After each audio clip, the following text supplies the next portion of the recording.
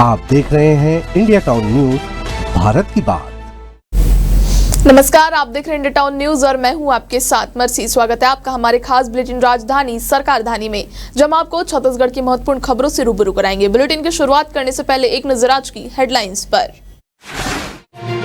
रायपुर में देव व्यापार के बड़े नेटवर्क का हुआ खुलासा, 2 महिलाओं समेत 17 दलालों को किया गया गिरफ्तार। चुनावी नतीजों के बाद विधायक पुरंदर का बड़ा बयान आया सामने, कहा कांग्रेस को इटली चले जाना चाहिए।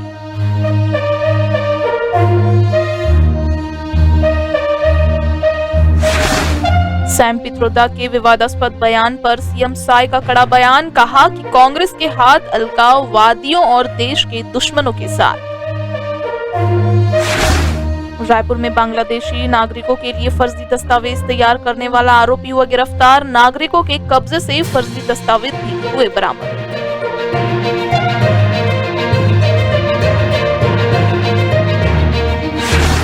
छत्तीसगढ़ में वित्तीय वर्ष 2025-26 के बजट सत्र की तैयारियां हुई शुरू, खनिज साधन, ऊर्जा और अन्य विभागों के बजट प्रस्तावों पर हुई चर्चा।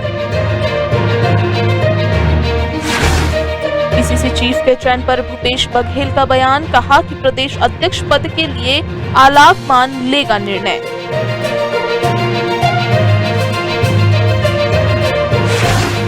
बीच सड़क पर जन्मदिन मनाना यूथ कांग्रेस के नेताओं को पड़ा महंगा, घटना का वीडियो सोशल मीडिया पर तेजी से हो रहा वायरल, 10 लोगों पर हुई एफआईआर। विभाग में 130 करोड़ का घोटाला आया सामने, 2300 खून जांचने की मशीनों में आधी नहीं चल रही। छत्तीसगढ़ में गर्मी ने दी दस्तक, 4 जिलों में पारा हुआ 34 डिग्री पार, 1 से 3 डिग्री तक गिरावट आने की संभावना, रात में बढ़ेगी ठंड।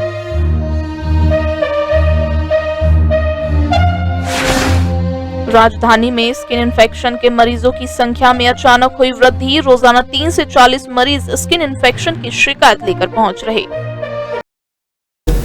अब खबर विस्तार से। रायपुर पुलिस ने देव व्यापार के बड़े नेटवर्क का पर्दाफाश कर 2 महिला समेत 17 दलालों को अलग अलग शहरों से पकड़ा है। इस रैकेट के मास्टरमाइंड जुगल कुमार राय को 24 परगना पश्चिम बंगाल से गिरफ्तार कर लाया गया। जांच में साफ हुआ है कि यह रैकेट लोकेंटे ऐप के जरिए ग्राहकों को युवतियों की फोटो और रेट उपलब्ध करवाकर उनकी मांग पर दूसरे राज्यों के अलावा विदेशी युवतियों को भी रायपुर बुलवाता था।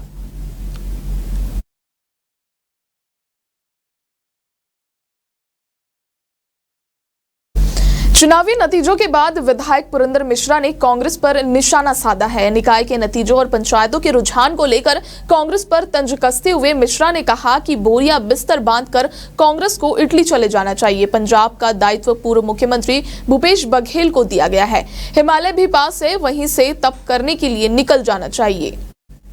पुरंदर मिश्रा ने नैतिकता के आधार पर दीपक बैच को इस्तीफा देने की ओर इशारा करते हुए कहा कि छत्तीसगढ़ छोड़कर बैच को ओडिशा शिफ्ट हो जाना चाहिए। हार हुई जनादेश स्वीकार करने के लिए होता है।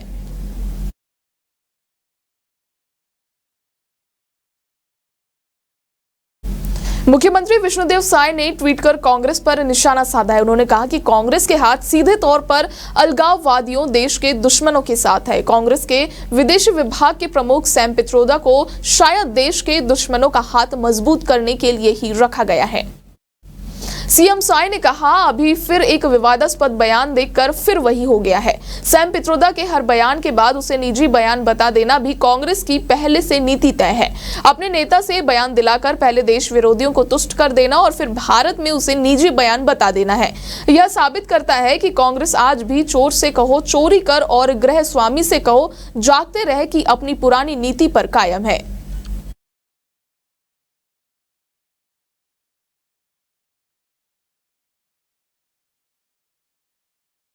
राजधानी रायपुर में फर्जी दस्तावेज तैयार करने वाले कंप्यूटर सेंटर के संचालक को पुलिस ने गिरफ्तार किया है।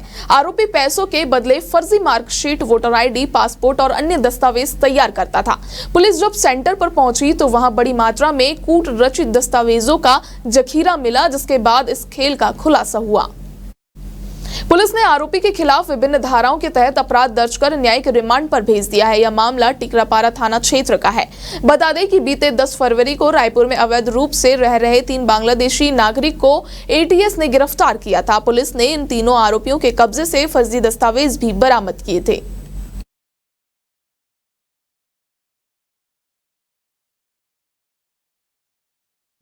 मुख्यमंत्री विष्णुदेव साय की अध्यक्षता में मंत्रालय महानदी भवन में आयोजित बैठक में वित्तीय वर्ष 2025-26 के मुख्य बजट और नवीन मद प्रस्ताव पर मंत्री स्तरीय चर्चा के अंतर्गत आज मुख्यमंत्री विष्णुदेव साय के विभागों के बजट प्रस्ताव पर व्यापक चर्चा हुई। बैठक में वित्त मंत्री ओपी चौधरी भी उपस्थित थे। बता दें कि बैठक में आर्थिक न्याय एवं धर्मस्व विभाग, इलेक्ट्रॉनिक एवं सूचना प्रौद्योगिकी, मछली पालन, पशुपालन विभाग, ग्रामोद्योग, स्कूली शिक्षा, सामान्य प्रशासन, उच्च शिक्षा विभाग, पर्यटन एवं संस्कृति, जन शिकायत निवारण, वाणिज्य कर, परिवहन, जनसंपर्क, खनिज साधन, विमानन, सुशासन एवं अभिसरण, ऊर्जा विभाग के बजट प्रस्तावों पर चर्चा की गई।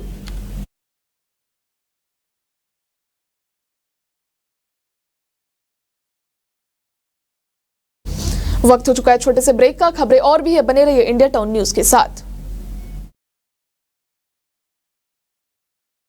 ये हमारे संस्कार ही है।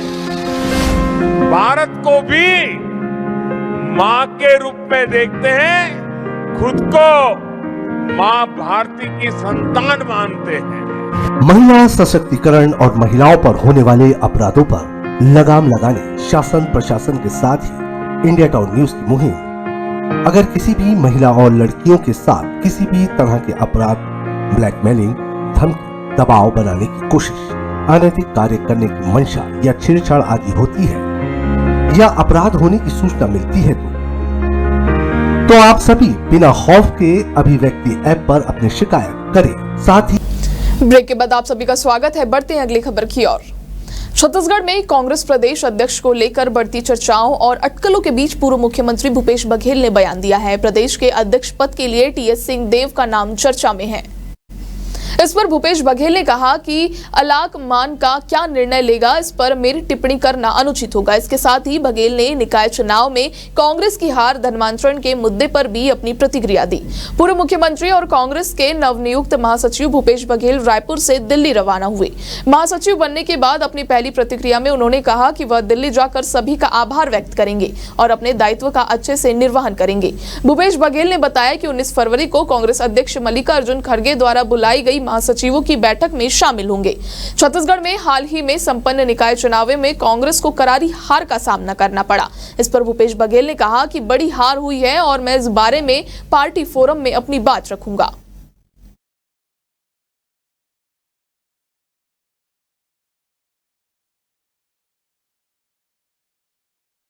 सड़क पर ट्रैफिक नियमों की अनदेखी कर बर्थडे सेलिब्रेशन करना यूथ कांग्रेस के नेताओं को महंगा पड़ गया।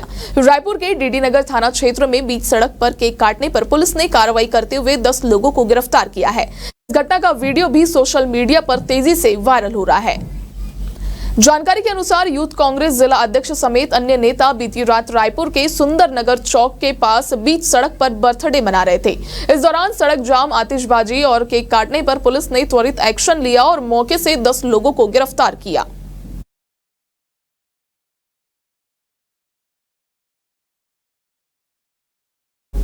स्वास्थ्य विभाग में 130 करोड़ की खून जांचने की मशीन खरीदने में बड़ा घोटाला हुआ है। जिस समय 350 करोड़ से ज्यादा के रीएजेंट बिना जरूरत खरीद रहे थे, उसी दौरान अफसरों ने मोक्षित कंपनी से ही खून की जांच करने वाली 2300 अलग अलग तरह की मशीनें खरीदी थी।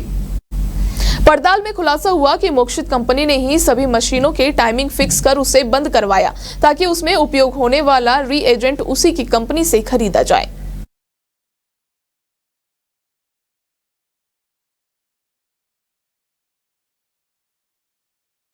छत्तीसगढ़ में 2 दिन बाद यानी 20 फरवरी के बाद न्यूनतम तापमान में 1 से 3 डिग्री तक गिरावट होने के आसार है। पारा लुढ़कने से रात में ठंड बढ़ेगी। इसका ज्यादा असर सरगुजा संभाग में रहेगा। वहीं मध्य और दक्षिण हिस्से में भी रात के तापमान में हल्की गिरावट होगी। प्रदेश में लगातार दिन और रात का तापमान के अंतर के कारण लोगों की सेहत पर असर पड़ रहा है। दिन में तेज धूप के कारण गर्मी और रात में हल्की ठंड के कारण सर्दी जुकाम के मरीज बढ़ने लगे हैं।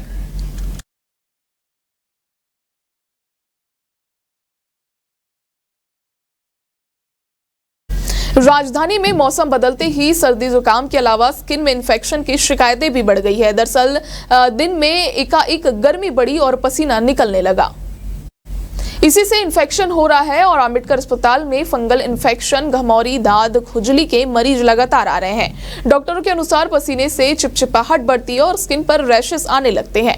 गर्मी के दिनों में फंगस और बैक्टीरिया पैदा होने लगते हैं। पैरों में ज्यादा पसीना आने से फंगल इन्फेक्शन का खतरा रहता है। इस स्थिति से बचने के लिए दोपहर 12 से 2 बजे के बीच धूप में निकलने से बचना चाहिए।